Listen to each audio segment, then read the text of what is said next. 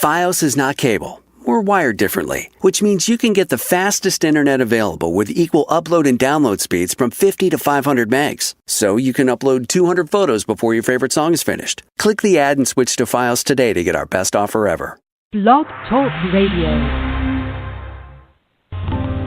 Join us for today's episode of the Utopian Realities Slope, Save Life on Planet Earth Blog Talk Radio Show, bringing you solution bearers with practical, proven, scientific ways to help you eliminate global level irradiation and extinction level threats from your body, and bringing forward the means to restore and sustain global waters, air, soil, and sentient life. Welcome.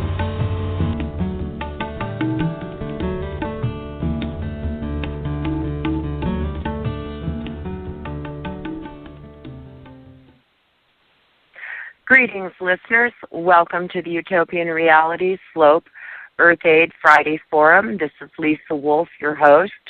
Please feel free to call in with questions to 845-277-9359 and join the live chat on the show page. Joining us today is Alvin Bojar of Nano Green Science. Nano Green ushers in a new era in agricultural productivity and also provides the foundation for a broad spectrum of applications, ranging from food processing to industrial, commercial, and home cleaning. In its various formulations, it is highly effective for other uses, including animal care, health care, oil spill dispersal, and marine usage, aquaculture, and soil remediation. Nano Green, a truly green product, is made from extracts of corn, grain, soybeans, potatoes, coconut, and palm, all on the list of FDA-approved GRAS, generally regarded as safe, and EAFUS, everything added to food in the United States, food stocks, and food additives. With a nanoscale particle size of 1 to 4 nanometers, it falls within the realm of quantum physics, in which conventional scientific thinking no longer applies. Thus, its remarkable results in many areas of agricultural usage are still not fully understood. Completely non-toxic to humans, animals, or plant life, Nano Green qualifies for a 0 U.S. government OSHA rating as totally non-hazardous. Even major overexposure will not result in adverse effects from swallowing, skin or eye absorption, or contact and inhalation. Antibacterial, antimicrobial, and antifungicidal, Nano Green possesses disinfecting and sanitizing capabilities. Nano Green contains FDA-approved food stocks, yet its cleaning effectiveness equals or surpasses almost any detergent, cleaner, or soap in the global marketplace. Economical, Nano Green offers product and labor savings of up to 50% for agricultural as well as other applications. Welcome, Alvin. Thank you. Thank you. So that's pretty amazing to be able to do so many things and to be non-toxic. Well, let me take it back from the beginning. Okay. Let me put everything into perspective. You know, at the and the end of the perspective is at the end of World War II, the world had 2 billion people. Newspapers were commenting that they didn't see how agriculture would be able to feed 2 billion people. Today, we have 7 billion people. The reason for the ability or the capability of increasing food production was due to the massive increase in the use of pesticides and chemicals to control insect diseases and insect and viral and fungal diseases. The initial success was great, but Darwin's theory of evolution always lurks with us, and little by little, petrochemicals, which are used for most of insect control in agriculture around the world, are neurologically based, and as such, any animal or insect or any living organism that is affected by a neurological attack will, over a period of time, develop a resistance. Then, as a result of this resistance, what happens is industry goes to work and creates a stronger pesticide and a stronger chemical. Between 1945 and 2000, there was a tenfold increase in pesticide usage. At the same time, strangely enough, losses from insects doubled. And we're using, and by 2006, the world was using 3 billion kilograms of chemicals a year. And at the same time, crop losses from diseases and bugs continued to grow, and crop losses arose to 31 to 37%, according to studies by Pimentel. This is the framework we're living in today, in which, in order to control the pests that attack the food supply, the fungus, viral, and other diseases that attack the plants, the petrochemical industry is coming up with more and more virulent solutions. And this, in turn, has been affecting the biomass in the earth, which was polluting the grounds worldwide. Now, originally, give you a feeling, I used to live in New Jersey. I was a home farmer there for 13 years. I grew 103 different varieties of vegetables, believe it or not, including 13 varieties of tomatoes.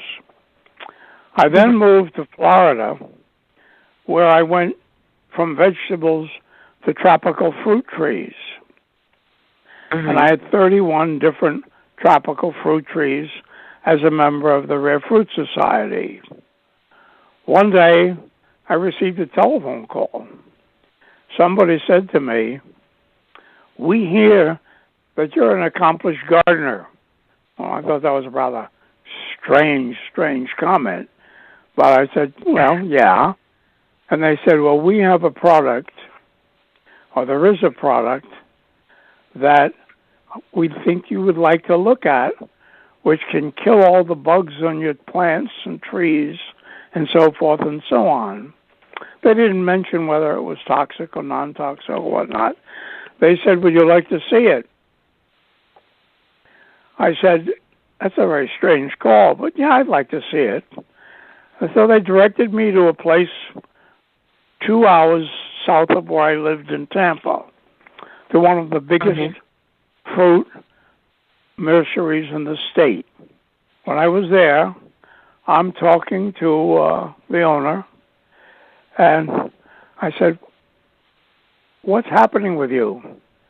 He said, "Well, I've had some real problems with mango trees.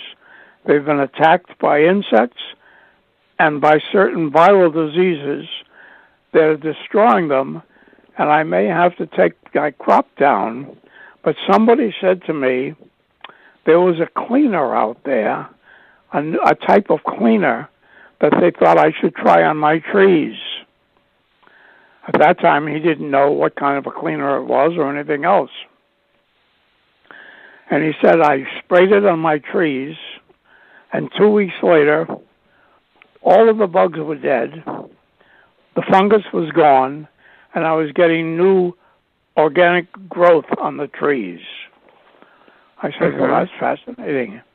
He says, "Well, what's more fascinating is I had 23 EPA licenses for products for spraying in my nursery, and I sent them all back to the EPA, and I'm using this stuff only. And what's more important is this stuff is bio-based, biodegradable, non-toxic, and non-hazardous. And I said, I've never heard of anything like it. And this is when I got involved with the product, which later became Nano Green. I looked at it, and I tried it out, and it was very, very interesting. I then decided to contact a lot of the farming groups I knew in Asia, because I had worked a lot in Asia and knew many of these people. And I would speak to them. I said, I think I've got a very unique product here. And they said to me, well, that doesn't mean anything. How does it work? I said, I don't know how it works. They said, you're just calling us with a unique product that worked on your trees, and you think I'm going to buy it, and you don't know how it works or anything else? I said, well, they said, well, you better get some test results and some university studies before we'll talk to you about it. The first step I took was we went to the University of Miami and had this tested. Their result was, and I first said, can you reverse engineer this to tell me what's in it? And they said, no, we can't. But what we can tell you is that the average particle size is 1 to 5 nanometers, which is extraordinarily unique. And we've never seen anything like it before. I said, oh, really? I said, and they said, not only that, it seems to be basically an organic, non-petrochemical product. In fact, I said, well, what is it constituted? And they said, well, it seems to be a colloidal chemical product. Well, that was very, very interesting. And I started to play with it and started to spray things with it and came up with Nano Green, which I can call, and today, an exciting and revolutionary development in the field of colloidal chemistry. This makes it possible to produce an emulsion with outstanding capabilities and multiple applications. Because of its uniform particle size of 1 to 5 nanometers, it has billions of micelles, which the colloidal chemistry creates and gives it an unusual ability to provide super nutrients to plants by its capacity to enter the stomates of the leaves due to its minute molecular size, while at the same time it has a cation, which is a sodium, which enhances its ability to pick up micronutrients and lesser minerals from the soil. It's this ability which has provided Nano Green with the capability of greatly increasing crop size while diminishing costs and the period of needed for growth and germination and flowering. It's really under Liebig's law of the minimum, which states that growth of a plant is controlled not by the total resources available, but by the scarcest resource, called the limiting nutrient, or put more simply, that yield is proportional to the amount of the most limiting nutrient. And that's what makes Nano Green so important to agriculture. Now, when we spray Nano Green, originally it was treated as a cleaner and as a pesticide. But the EPA in the United States contacted me and said, "Are you calling this a pesticide?" I said, "Why?" They said, "If you call anything a side, it better be registered first with the EPA." I said, "Well, that's not an issue. What does that mean?" They said, "Well, it means about a 1 year time, and about $250,000 in costs."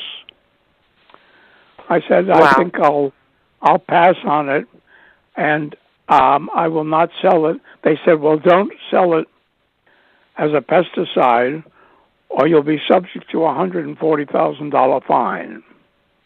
I said, "You've told me all I needed to know." And from that point on, it was never sold as a pesticide. It was only referred to as a liquid soap, and in certain countries as a foliar fertilizer. Well, I was playing with this, and and shipping it to various countries in the world, especially in Asia, when I received a letter from South Africa in Namibia. And the man there said to me, "I found some of your product," which amazed me because I didn't ship any to Africa. And he says, "I've been trying it on my plants. I want to talk to you about it." I said, "Fine." He got on the phone with me, and he said, "For 4 generations, my family has owned 15,000 acres in Rhodesia. When Mugabe came in, he came in on a Friday and told us he wanted us gone by Monday. I laid off 1,200 workers. We had to pack up everything and give up our homestead that we've been on for over 100 years. And I left, and I came down here to Namibia, South Africa, where my son lives." I said, "All right." He said, "I heard about your product, and we were using it on insects because we found a lot of insect problems attacking the crops." I said, "All right. Where are we going from here?" He said, "Well, the thing why I'm calling you is that I noticed that all the plants I sprayed with your material, it killed the insect, but the plants seem to be growing much stronger, much heavier, blooming earlier, harvesting earlier, with bigger crops." I said, "Well, that's the first thing I've heard about it. Does that make any sense?" He said, "Well, only one way. We sprayed it on wheat. And have you ever heard of a Brix meter?" I said, "No." No. He said, "A Brix meter measures the amount of sugar in the leaves of a plant." I said, "No, I don't know anything about that." I said, "To tell you the truth, I'm a home gardener." And he said, "Well, what you do is you spray the plant, then you crush the leaves, and you take the little fluid that comes out, and you measure the sugar content, because it's the leaves of the plant that are responsible for the growth of any type of agricultural product, from a tree to a crop or flower." I said, "What about the roots?" He said, "The roots are minor." He said, "Foliar fertilization is 7 to 9 times as effective as root-grown fertilization, and there have been dozens of university studies on that." I said, "Oh?" He said, "Yes. Now, what's been happening is when I sprayed the wheat with your material, after 2 weeks we did a reading on it, and we found out that the sugar content of the leaves had increased by 60 to 80%. And the wheat growers down there absolutely couldn't believe it." I said, "Well, that's kind of exciting." He said, "Yeah." He says, I'm leaving for Australia. Would you give me permission and send me some stuff so that I could run around a bunch of crops in Australia?" I said, "Certainly." He then went home back to us. Didn't go back. He then moved to Australia, where he then set himself up and started to test it on a whole variety of different crops. And then we were in very close contact at the time, and he began to work for us. And he said to me, if you spray nanogreen on a plant, it will increase the sugar content of the leaves by a factor of from 60 to 80%. Sometimes a little more, sometimes a little less. I said, well, for how long? You mean for the life of the plant? He said, no, it stays up there for about 2 weeks, and then it starts to diminish, so I spray again in 2 weeks. I said, well, what does this do? He said, well, you've got to understand that spraying a plant accelerates its photosynthesis, and we don't know how it's working, but what is happening is that the plants that we're spraying it are growing much faster, they're blooming earlier, we're harvesting them sometimes a week to 2 weeks earlier, but the most important factor is the final crop is coming in at 20 to 35% heavier. And we've never seen anything like this before. I said, well, what are you using now? He said, oh, we have all these products from the petrochemical companies that everyone's been using. He said, he said, this is very, very unique. I said, well, what about, I don't understand. You showed me a picture. You pulled off a couple of plants, and you showed me that the root structure is so much larger. He said, yeah, you've got to understand something. When a plant takes in its nutrients in the leaves produce the sugar, which is the backbone of an entire growth cycle of a plant. 30% of the sugar production is then sent down into the root structure. Those roots, with your stuff on it, extended and were able to pick up micronutrients and basically non-essential elements, which we estimate is the reason for the tremendous added growth in all of our plantings. And that's the only reason for that can happen. I said, how does it increase the photosynthesis, accelerate the photosynthesis? He said, I have no idea, but I've been in touch with a man in Thailand who had retired as the main distributor of one of the biggest chemical company in the world. And he said he would like to try it on the rice crop in Thailand. Mm-hmm. He said, do I have your permission? I said, sure, of course. They ran a series of tests on the rice crop, and he said, then they called me up, and they said, how often do we spray? I said, well, remembering what he had told me, I said, you spray every 2 weeks, and then you spray again because the Brix level will start to drop. He said, no, farmers spray rice every 20 days, 40 days, 60 days, and 80 days. They've been doing it that way for 100 years, and no one's going to change. I said, oh, I'm wrong. That's just what I was going to say for rice. I had no idea what I was talking about. So I said, do it on the rice crop. They then sprayed large rice crops.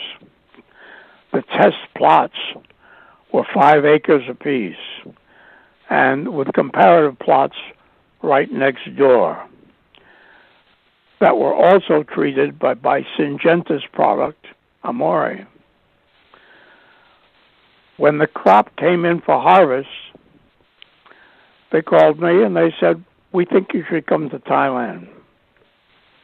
At that time, the Nanotechnology magazine has just written up a whole study on what we were doing with the product in other areas. And because of that, I was invited to speak at a very major nanotechnology conference in India. Mm-hmm. They said, we want you to come and talk about agriculture and nanotechnology in India at this conference.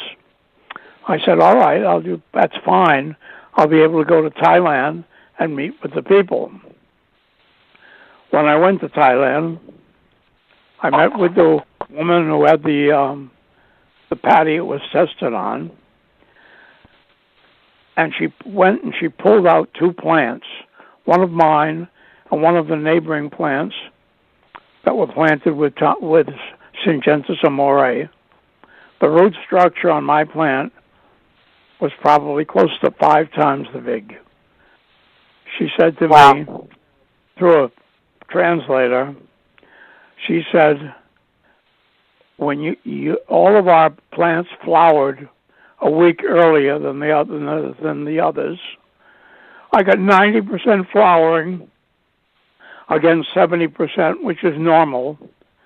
But the biggest element was that came in 35% larger. I said, are you serious? 35% larger? She said, oh, yes. And she said, there's no question about it. That year we had 6 farmers. The next year I had 1,000 farmers. And then Syngenta decided they would fight back, and of course they cut the price on that product by 50%. And then I was told by others they started to give away their product for free in the areas that I was in to get me out of Thailand, because that's the biggest rice market in the world, and they couldn't lose that to a small pipsqueak. So it was worth their while to spend a couple of $100,000, and they succeeded. But meanwhile, we were getting these results from all over that were very, very comparable. At the same time, I was curious about other factors. One was that rice blast and rice blight kills 20% of the world's rice crop each year. Mm-hmm. I went to the University of Georgia. I asked them to run some tests. And I said, tell me how it works with rice blight and rice blast. They ran their tests. They sent me the material, and they said, you've been able to kill the rice blast and the rice blight. And that, of course, counted for 20% of the increase right then and there. And at that particular point, word started to spread around, and we were getting calls from all over about the fact of what it could do. Growth was one factor. Now, the other factor was, I was curious as to why I was getting calls telling me that insect damage was way, way down. Now, I couldn't tell anybody that this also could act as an insecticide. Mm-hmm. So I said to them, I need explanations. So we ran some studies, and some chemists came into me as though I were Danny Dimwit, and they said to me, you've increased the sugar level in the plants by a huge amount. Plants, the leaves on plants, give off radio frequencies. A healthy plant will give off a high-frequency radio signal. A sick plant will give off a low-frequency radio signal. I remember seeing this once on Johnny Carson. I didn't believe it at the time when they did it with a polygraph. I said, and? He says, well, insects physiologically know that if they attack a healthy plant with a high sugar content. They can only absorb so much sugar, and if they absorb any excess sugar, it becomes alcoholic and kills them instantly. So the insects will not attack healthy plants. They will only attack sickly plants because they know that that's where their nutrients can come from and they get no harm. So this was a very, very interesting aspect of what was going on. Now, to confirm things to myself, out of my own curiosity, I contacted 7 American testing labs and universities, sent them samples, and I said, why does this stuff been killing insects? I was curious as to their results. This is on my website. I got 7 different responses and different approaches. But what happens is, because nanogreen is a colloidal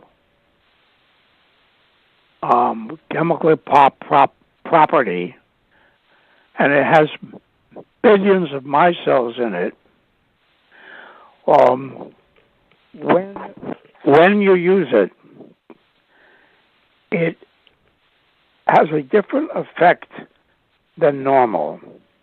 We're in below 50 nanometers in size. We're in a world of quantum physics, and the typical material, petrochemical product you buy, maybe 300 to 500 nanometers. So we're 100 times finer.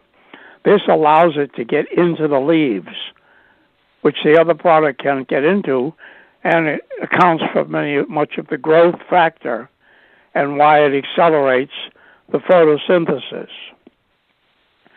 This, is very interesting.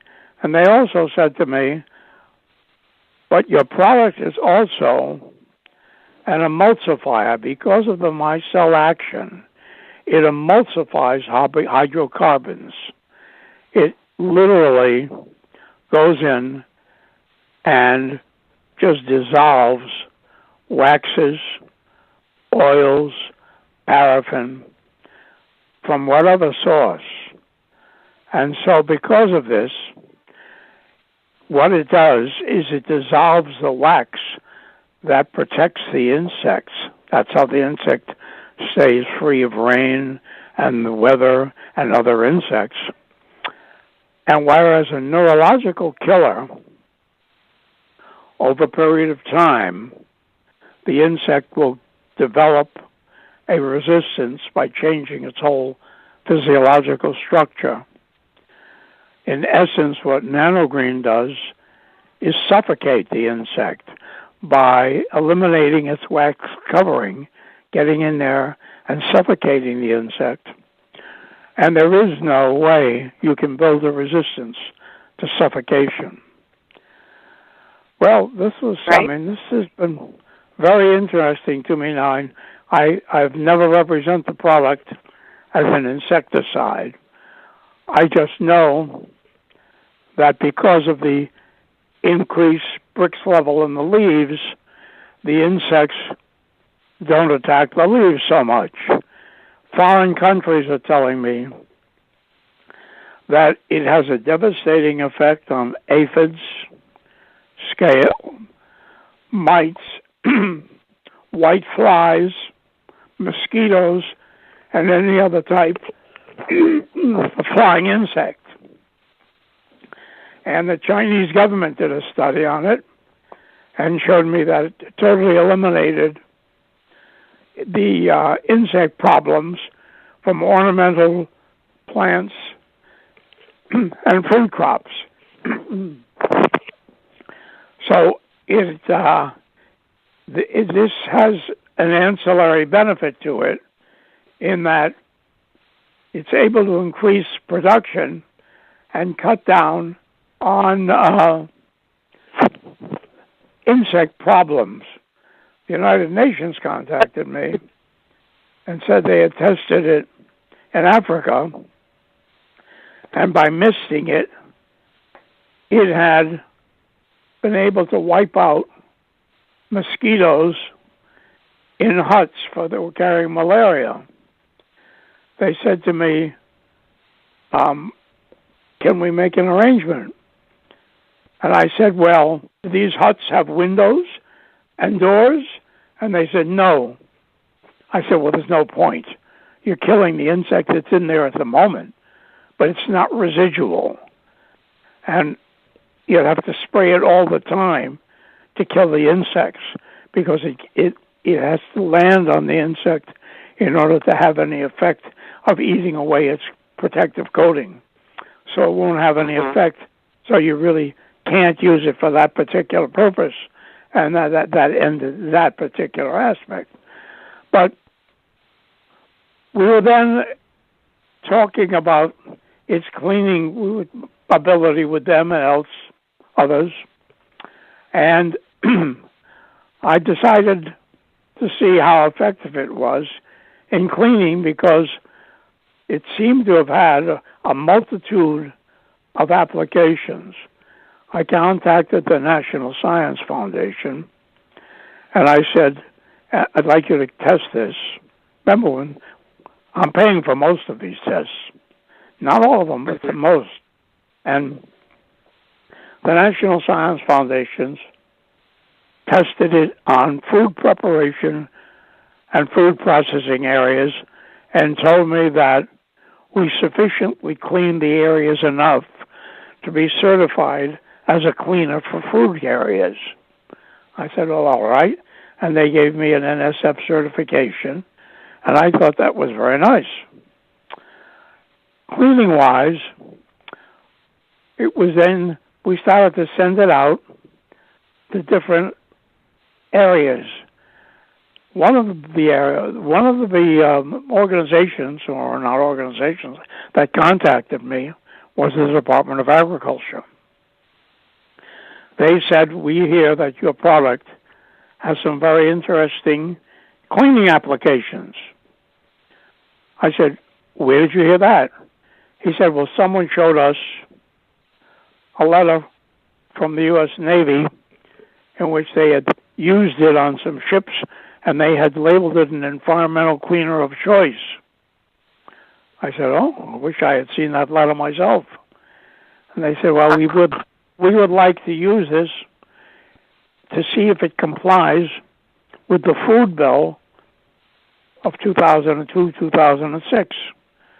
I said, what is the food bill? He said, we're going to require all federal agencies and all federal facilities to, quote, give preference to green products in the cleaning of any federal buildings and installations and any products within that installation that can be organically or a green product and not have any residual effects from chemicals or toxicity. I said, well, how does that work? I mean, what does that mean? He said, well, your product has to be tested. And then if we approve the test, you're listed as approved and you can sell to every American government agency in the country. I said, who does the testing? They said, well, it's called a BEES test, BEES. I said, oh. I said, well, what will that cost? They said, well, a typical BEES test is $8,000. I said, I have no interest in paying $8,000 per test to see if my product will work. They said, you won't have to. We will assume the price of that test. I said, why? He says, well, you're one of the first green, more or less, green products. You're bio-based. You've had tests that show that you're bio-based and you're biodegradable. And we'd like to see, he said, do you have any toxicity tests? I said, yes. In Singapore, the biggest lab in Singapore ran an entire toxicity hazardous test on it. Now, what most people don't realize is when you talk about a toxic product, there has to be a test for toxicity. This test is called an LD50 test. LD stands for lethal dose, and 50 means 50%. Any new chemical product that is brought out that wants to get a rating as being non-toxic is first injected into the eyes, the nose, the ears, the mouth, and the stomach of either mice or rabbits. If less than 50% of the animals die, your product can be said to be non-toxic. They have 5 stages running from 0 to 5. 5 is the most toxic. 0 is the least toxic. Nanogreen was tested in all categories, and we came in with a 0 rating in every single category. So the Department of Agriculture said, we heard about that. Everyone seems to talk to everyone else. And they said, we're going to, you'll be one of the first products we want to test under the new food bill. I said, go test it. They went and tested it. For some reason, not only to your government, they tested it as a stripper of floor wax and as a mastic remover. There were 28 different cleaning categories that the government has. Why they picked that one on those two, I'll never know. They called me then later and said, you are one of the first products we've approved under the food bill, and you are now free to sell to the U.S. government. So I figured the government was going to say, all of our building custodians have to buy the following products and list them. No, that's not how it works. They said, yes, and they sent me a book with over 40,000 federal facilities in it. And I said, what am I supposed to do with this? And they said, you can contact all these people, tell them you were approved, and then what? Well, then you sell each one of the custodians that runs that building. I said, you think I'm going to contact 40,000 custodians who will buy maybe 1 gallon a year and sell them under the food bill? I said, forget it. Maybe if I were Lever Brothers or I Procter & Gamble, I could do that, but I certainly can't do it. Every 6 months since then, which was a number of years ago, they've contacted me and asked me if I would please submit some more products since there were 26 other categories I qualified for. And every year I send them back a little note saying, no, I really have no interest. But the point is that it did qualify under that food bill after as a cleaner, as well as the NSF approval, which turned it into a very, very potent killer. We then started to sell it to schools, and the schools reporting that there's a great deal of illness in schools with young children, especially kindergarten, first and second, third grade. And a lot of it comes from the toxicity, believe it or not, of the plastic underlayment of wall-to-wall carpeting wherever they have it. And there have been a lot of studies done on it and a lot of commentary. And it appears that if they use our product, they've been able to cut down on respiratory illnesses. I don't know why it affects the rugs, but they use it on other things. And they've been able to cut down respiratory ailments by a huge percentage. This is nice, you know. I mean, I'm not. That's not really not was not my active market. This requires people who are willing to go and sell. And then the New York State in 2008 or 6 passed a law saying that all New York schools had to be cleaned with green products. Mm-hmm. I contacted Governor Pataki at the time, and I said, you passed this bill, and I qualify it. Here's my stuff. I said, how come you didn't list me? And he said, oh, we don't do that. We're going to send you a list of all the schools in New York, and you have to sell them yourself. I said, oh, my God, you're like the Federals. I said, I can't do that. He said, well, that's the way things are. He says, if you want to sell them, you can, but you have to do it yourself. We're in not a position to go and recommend one particular product because it would subject us to either liability or lawsuits or something or other from other competitors or whoever. I said, well, all right, I understand. And so that aspect was completed, although I have some, very interesting test results from zoos, even prisons, because a lot of cleaners create what is called MCS, which is multiple chemical sensitivity.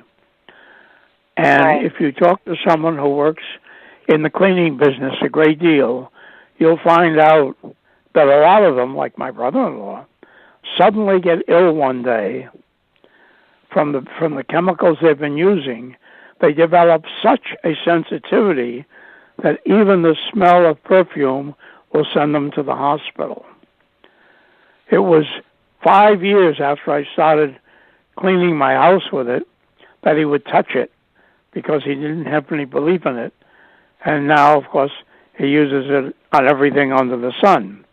But this is just another aspect of the various ways in which it can be used. One of the major markets was the shipping industry, because when they come into port, they have to clean out their bilges, which is a heavy oil and gas discharge into the waterways, which is very, very difficult for the ports to control or contain. But if we treat them with nanogreen, we're able to emulsify this. Joy Mangano was on Home Shopping Network, who knows when, and she had a beaker of water, and she poured about a half inch of crankcase oil on the top of the beaker of water. And then she said, here it is. And then she took some of the nanogreen formulation, and she poured it in, about a couple of tablespoons, into the beaker of water, swizzled it around by a swizzle stick, and she said the smell disappeared instantly, and the water turned smoky white. It took about 6 months before the bacteria were able to eat up whatever was in that smoky white and turn the water back clear again. But what it had done is it was able to immediately emulsify the petroleum. I sell a lot of automobile repair shops because they clean the engines with it, and it wipes off, it cleans it takes care of all sorts of grease, solvents, and whatnot, and it doesn't require any rinsing. Well, things were, this was basically was going on, and we started to use it on households, and we spray it, and then I decided I really wanted to have a test. So I contacted D-Bell Laboratories. Now, D-Bell Laboratories is used by the feds when they have a real problem, like when that Texas peanut grower, I think, killed 3 people with salmonella poisoning, and they had to track down where it came from, and this about 5 years ago. And I contacted D-Bell Labs, And I said, I'd like you to test my stuff at a 60-to-1 dilution against Staphylococcus, Streptococcus, E. coli, Salmonella, Pseudomonas, and Candida. They said, all right, send me $2,000. I sent them the $2,000. They ran the tests, and then they called me up. And they said, this is very, very interesting. I said, what? They said, all testing has to be done in accordance with ASTM specifications and regulations. That stands for the American Society of Testing Materials. When you hear that somebody has passed the test, it has to be their test. He said, we showed it's a 28-day test. I said, okay. And they said, well, at the end of 14 days, 5 of your 6 pathogens had a 99.9975% elimination, and we classify your product as a disinfectant and a sanitizer. And he says, frankly, we want to tell you, we couldn't believe it. We were totally surprised that any product could do this and be bio-based and non-toxic. I said, oh, that sounds really interesting. And so, those test results I also have available. And we were looking around for markets when some of the neighbors' kids came down with bad cases of head lice. And someone came to me and they said, don't you use your stuff to kill bugs? I said, no, we don't kill bugs at all. I'm not going to get fined by the EPA. I said, we don't kill bugs. He says, well, do you think, could we have some to wash my kid's head with? I said, well, yeah. In the meantime, what I didn't tell him was that the school system in Cleveland, Ohio, had tested it for a year, and the nurse reported they had done it with a 15-to-1 dilution, and she says we had fabulous results, and I'm going to recommend it to the entire Ohio school system. She was then promoted to chief nurse, whatever that was, and I never heard from them again because the head lice market is $300 million. And there were big companies involved at that time, including Pfizer and Warner Lambert. And they're not going to let a squirt like me get into that market. I then went and decided to have my stuff tested. Now, there's only one university in the United States that can test for head lice, because lice cannot live in an environment outside of the human body. So the only university that was able to develop a synthetic scalp which emulated the human head was the University of Massachusetts, who worked in conjunction with the University of California. I contacted them, and I said, I'd like you to test my stuff for head lice. And they said, all right. They said, against what? I said, well, who else is out there? They said, well, the main suppliers for head lice are Ovide, Nix, and Red. I said, fine. Test it against them. And I paid them to run a test. Now, Nix and Red, at that time, I believe were produced by Warner Lambert and Pfizer. They had just been sued, I think $25 million, by a parents' association in Texas for saying that their product was totally misleading. Now, what happens is both of them were pyrethrum-based, and a pyrethrum-based means that over a period of time, the head louse can easily develop a total immunity to the product which they did and which was confirmed by universities in England. They sued Warner Lambert and Pfizer. I never know what happened with the lawsuit, but they sued them because they said the product was totally ineffective and did not work. Now, both of those products are still being sold. I just checked on it yesterday at CVS and at Walgreens. One of them is still pyrethrum-based. The other one isn't. Neither one is owned by Pfizer or Warner Lambert in that name anymore. They must probably owned by a subsidiary. But they're both totally ineffective. And they run from $10 to $20 for a 2-ounce supposed wash, which does not work. However, they also tested Nano Green against Ovide. Ovide is available only by prescription. The cost for 2 ounces of Ovide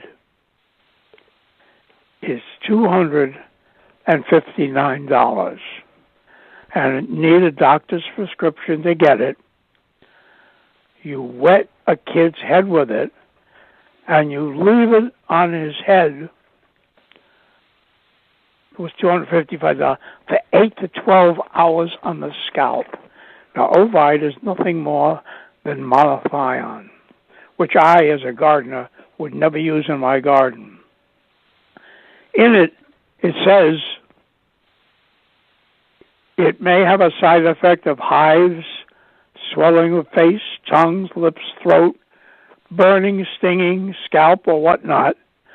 And yet, this is the premier product being sold in a market of $300 million. My test result from UMass said, you kill as well as Ovide, but you're slower. Well, what they sell for $255, it was $269 at CVS. I can make for less than $2. And so a slight difference in time, but I didn't understand that because I ran my own tests. They tell you to leave it on the kid's head for 8 to 12 hours. My granddaughter had head lice recently. I took 2 ounces of Nano Green. I washed her head. I left it on for about a half an hour. I rinsed it off, and that was the end of all of her head lice. I've subsequently done that with hundreds of other people who have had the same result, and I've also received dozens of letters from parents from outside of Cleveland who the school gave it to, who wrote testimonial letters as to the effect. The other product, which really amazed me, that's being sold by Walgreens and CVS, and this one I just don't understand, is Lindane. Lindane is available also only by prescription. They call it a generic version. It's $130 for 2 ounces. It was developed as a neurotoxin, and it was used during World War II. It's banned in the United States and in the EU for vegetable use.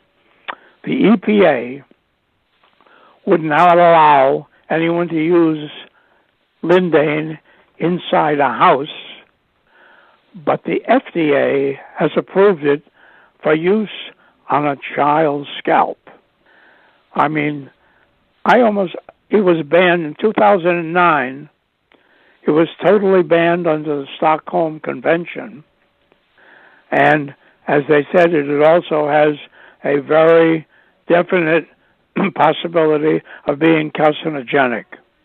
They banned it for use on everything else in agriculture, but they will still allow it for use on a child's head. Now, between 1950 and 2000, 600,000 tons were produced, only for agriculture. It's been banned in 52 different countries, including Mexico and Canada. And California says that washing the head of a kid with 2 ounces of lindane pollutes 6 million gallons of water. And I thought lindane had been totally banned by the World Health Organization 3 years ago. And I walked in yesterday to CVS and to Walgreens also. And I said, behind the counter, what have you got? And he showed me the Ovide. And then he showed me the lindane. And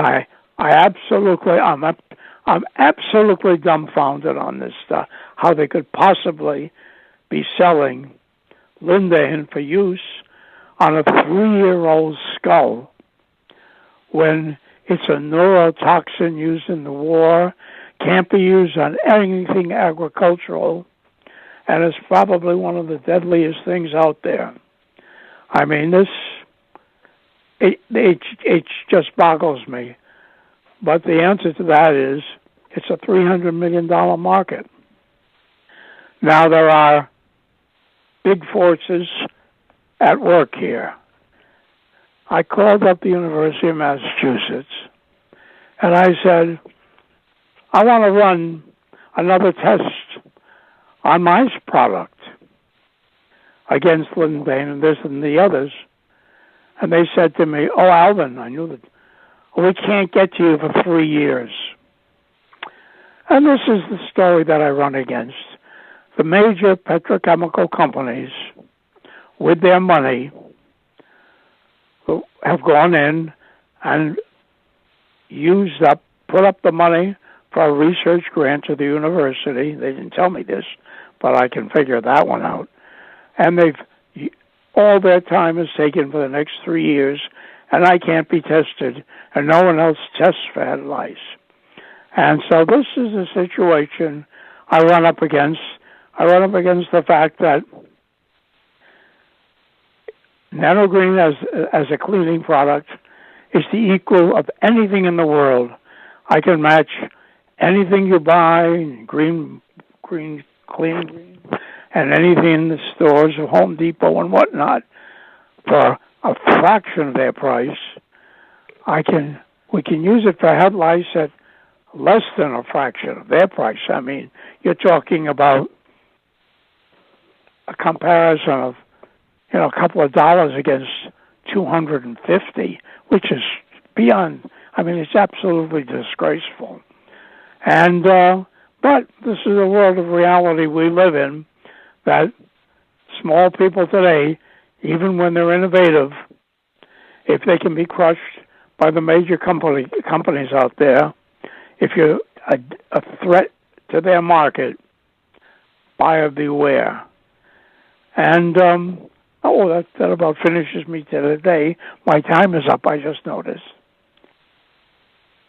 Anybody there? No, we don't have any callers. Well, let me ask you, Alvin.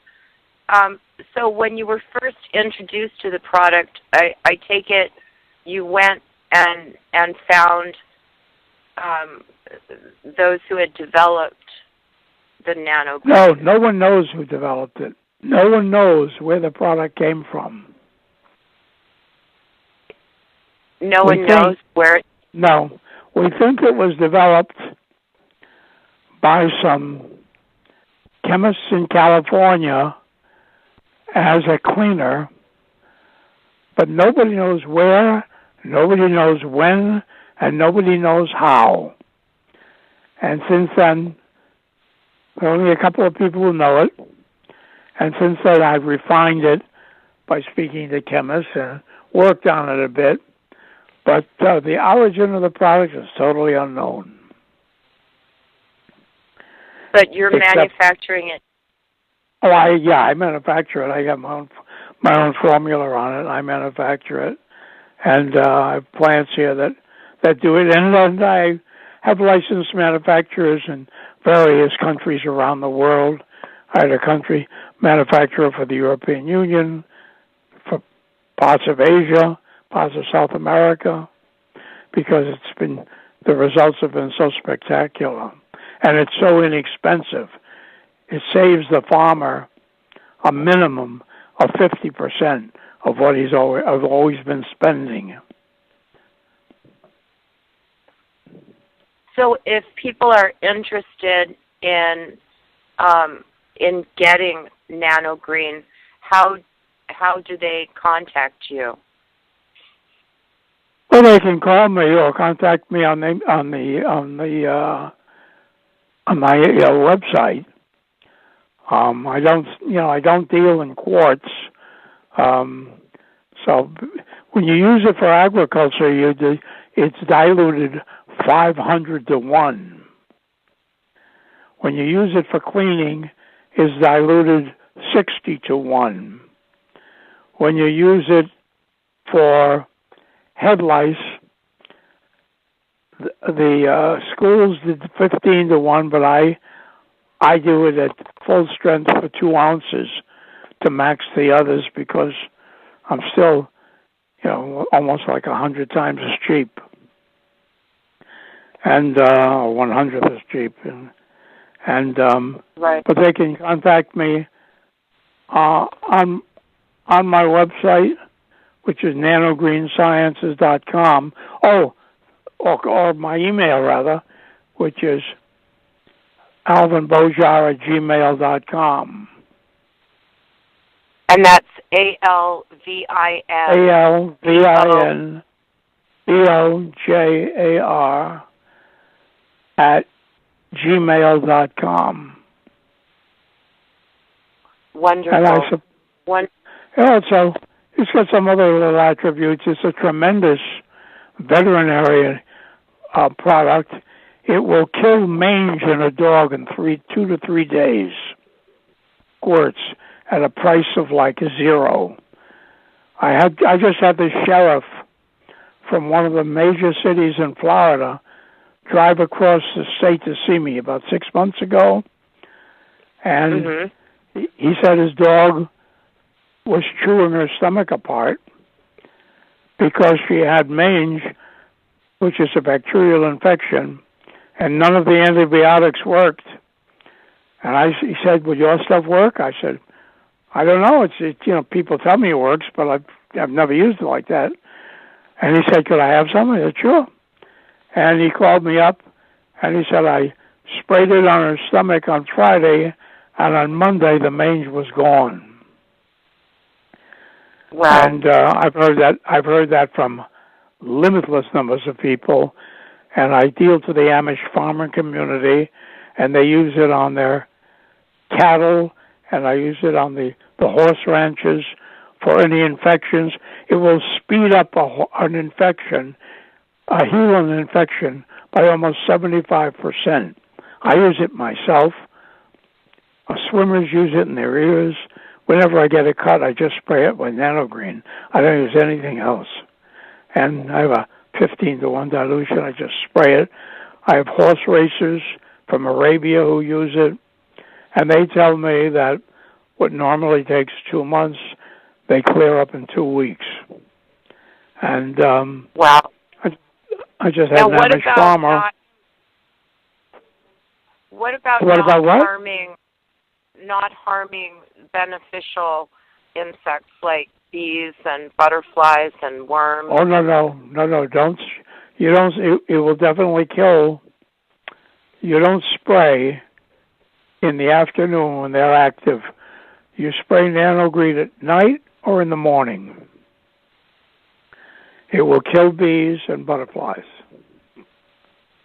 I don't know about butterflies. It won't kill moths, but you spray in the morning and the evening for another reason. When the ambient air temperature is lower than the ground temperature, the stomates on the leaves of the plants open up, and the Nano Green gets in it much, much, much faster.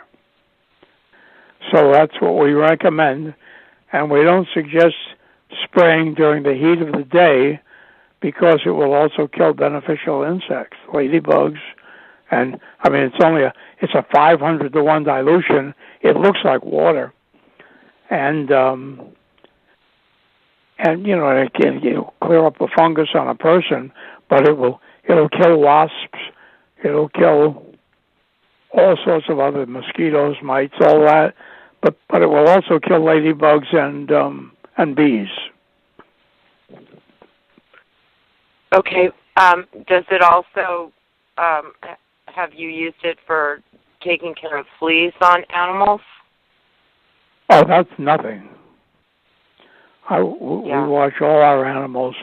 We do is it takes at 60 to 1. It kills ticks in just minutes. It wipes out fleas, flies, mosquitoes, and washes. My daughter watches, and my son both watch their dogs with it all the time.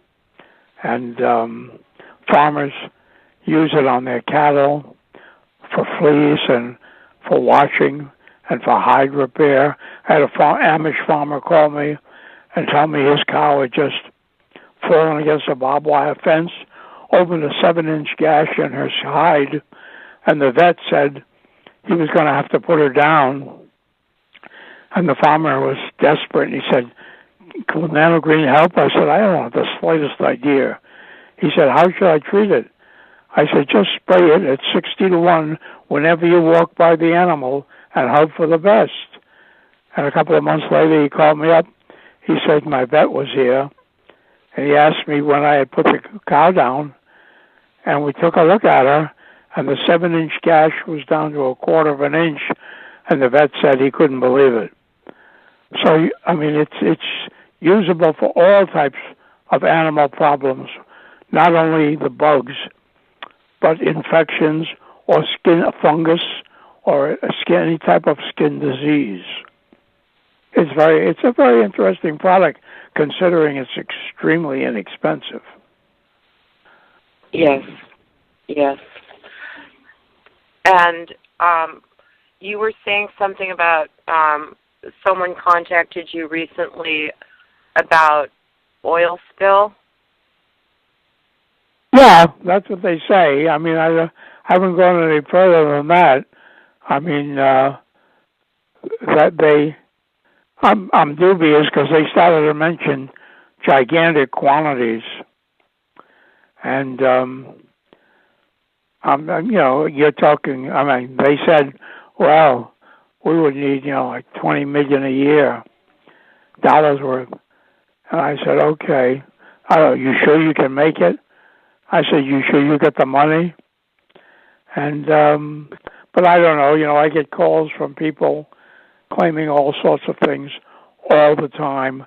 I'll see if they come in with it. I know a lot of people have used it on local spills with it just emulsifies oil. I mean, it just, that's the nature of a colloid, is its emulsification properties. And because the micelles just eat it up, and they use it, and against wax. We have, when we have a clogged sink, we don't use Drano. We'll pour in a couple of ounces of Nano Green, let it sit for 15 minutes, put the water in it, and that's the end of that fat buildup. Wow, that's beautiful. That's wonderful. Yeah, I mean, it's for a very benign product. I mean, when I lectured in India, one of the other persons who lectured was a girl. MIT called her one of the most brilliant scientists in the world for her age. She got a PhD from Harvard, a PhD from MIT, and an MD from Harvard the same year. And when I came in with some Nano Green, she actually ran out of the room. And I said, "What, are you crazy?" And she said, "No, you are." I said, "What do you mean?" She said, "That's nanomolecular in size. It can go right through my skin, right through my bones, right through my blood and this." So I said, "Watch." And I poured it on my hands right out of the bottle. And I said, "Stand in the doorway and talk to me for a half hour. And if my fingers don't fall off, how would that be?" So, I mean, it's hard for some people to understand how benign it is. On top of it, I mean, I had some Amish people brush their teeth with it all. I think they're nuts. I said, it tastes like crap. How can you brush your teeth with it? They said, well, it kills bacteria. What's better than that? I said, okay, whatever you say. It's your toothbrush. But yeah. So no one's using it for any application. Unless you play with it yourself. It's not until you play with it yourself that you actually will believe what I tell you. I've come through that. I've realized that over the years. I see. So are you still gardening, Alvin, and growing fruit and trees? Not too much. I just moved from Tampa to Sun City Center, which is a retirement community. And my wife said, I had enough for your fruit trees. You have 31 fruit trees. My God. I mean, it's like my lemon tree used to have 600 to 1,000 lemons a year, big ones, Myers lemons, and they drop all over. I couldn't get rid of them. And they would fall on the ground, and she said, I don't want any more of that nonsense. And then we had the possums, we had raccoons coming in, and possums, and fruit rats, and she said, I've lived through that. We were there for 17 years doing this, so that was enough. Yes.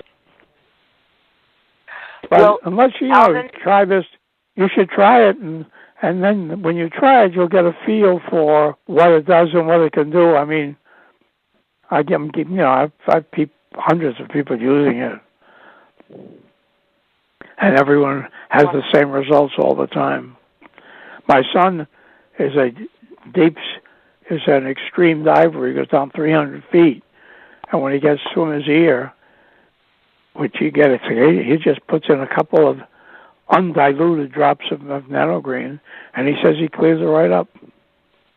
So I don't really know, what this stuff can do. Well, it's amazing, and the fact that the mainstream products that are being used for head lice are, extremely toxic and carcinogenic. Oh, you have for the honor of. I just can't believe the FDA approves Lindane for young children when it's banned in 52 countries and it's not allowed in agriculture and has been banned by the World Health Organization, and the FDA has approved it for use on children over 3 years old. That's wow. Beyond insanity. The other one is malathion, which is not in the same category, but I want to tell you, I would never, ever in a million years put pure malathion on a 3-year-old's head. And it says let it sit for 8 to 12 hours before rinsing off. I mean, I can kill all those head lice, and I can kill them in 15 minutes easily. Wow. Well, we'll look forward to helping you get that to the people of America so that they don't have to poison themselves to eliminate head lice. Well, I'll send you the reports of the school district in Ohio, also Cleveland. I'll send you the nurse's report. You'll see it, But it's as I say, if someone wants to run with it, they could be my guest. Yes. If you could put together a bunch of your people, I let you have it very, very cheap. You could do a very good business with that, but it would be a hands-on approach, like going into the school systems of cities and saying, here, I try this on your kids, or we'll let the parents have it at even if you let them have it for almost nothing, you could still make a 5 to 10 time markup on it. So there are no obstacles with the FDA or any agencies No. as far No. as packaging it, marketing it? No. I was approved by CVS. They gave me the okay to put it in all their stores. So, but I said to them, I can't do that. I don't. I wanted them to put their label on it, but they said that's Right. not how they work. Oh no. If you believe me, if you can sell Linden, you can sell anything. And Right. I have my report from Devo that shows it kills staph and strep and E. coli and salmonella. Nobody, they had a very tough time fighting that one. Yes, that's true. Well, thank you so much, Alvin. Will you tell everyone again how they can contact you, the website, and your email They can either address? telephone me at 813-854-4457, or they can email me at Alvin, Alvin, Bojar, B for boy, O, J for Jack, R, at gmail.com. Wonderful. Thank you so much, Alvin. Well, thank you very much, and I hope I can help you. Yes, well, I hope that that we can work together and get something that is non-toxic to the people for this problem. And it's a wonderful solution. Thank you so much for being our guest. Oh, you're quite welcome, and thank you for the opportunity. And I will speak with you again, and I will. You said you spoke to someone who had used it, Alex? I said that. No, I believe that you sent some to my associate Alex. Yeah. And yes. So I'll look forward to working with him on that. And if you send me some, we'll see. Well, I think I only sent him a little tiny bit, because I don't send. I made an exception. I usually don't send out little tiny samples because it's a pain in the neck. Yes. But I would, if you have anyone with head lice or a dog with mange, just let me know and we'll take care of it. Wonderful. Okay. Thank you so much, Alvin. It's been a pleasure. Thank you. Hey. Very informative. Thank Bye-bye. you. Bye-bye. So, listeners, join us tomorrow, Saturday, July 2nd at 2 p.m. Pacific Daylight Time, when our guests are Mark Burr, Tim Hall, and Ted Moore of Primary Water, who will be talking about the untapped water within the earth, and Bobby Oren of Tholium PX, and our co-host tomorrow, Professor John Searle, the man who saved tomorrow. And Sunday, July 3rd, join us at 2 p.m. Pacific Daylight Time when we visit with Lisa Powers of the Fivefold Path about Agnihotra, an ancient Vedic ceremony that can heal you and the environment from radiation. Together, let's save and sustain life on planet Earth. That's yours, mine, and all of ours, on and in the land, waters, and air. Thanks for joining us in service to continued life on planet Earth for all life. This is Lisa Wolfer Slope. Save life on planet Earth, Earth Aid Now. And we'll close a word from our sponsor and then some music from one of our Slope artists, Anton Miserak.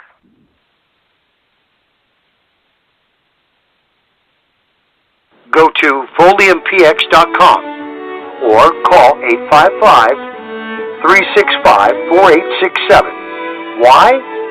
Well, if you live along the coast, you see the water pollution as you grow closer and closer to any major city. You notice that the water color changes as you get closer to the city. Why? Well, because you know it's pollution, and it's water pollution. The pollution in the water ranges from debris all the way to runoff from the rain, which includes heavy metals from the smog. Heavy metals such as lead and arsenic and mercury, all of this is coming from the pollution from cars and from industrial facilities. Go to foliumpx.com or call 855-365-4867.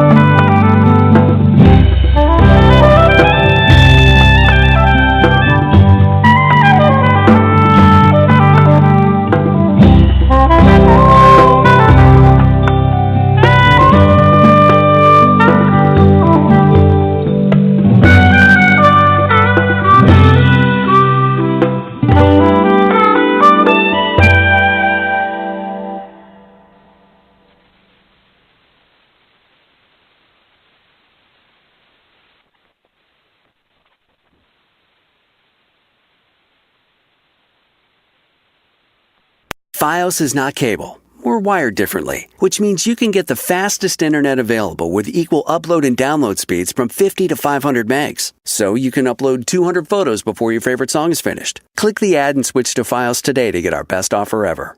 Fios is not cable. We're wired differently, which means you can get the fastest internet available with equal upload and download speeds from 50 to 500 megs. So you can upload 200 photos before your favorite song is finished. Click the ad and switch to Fios today to get our best offer ever.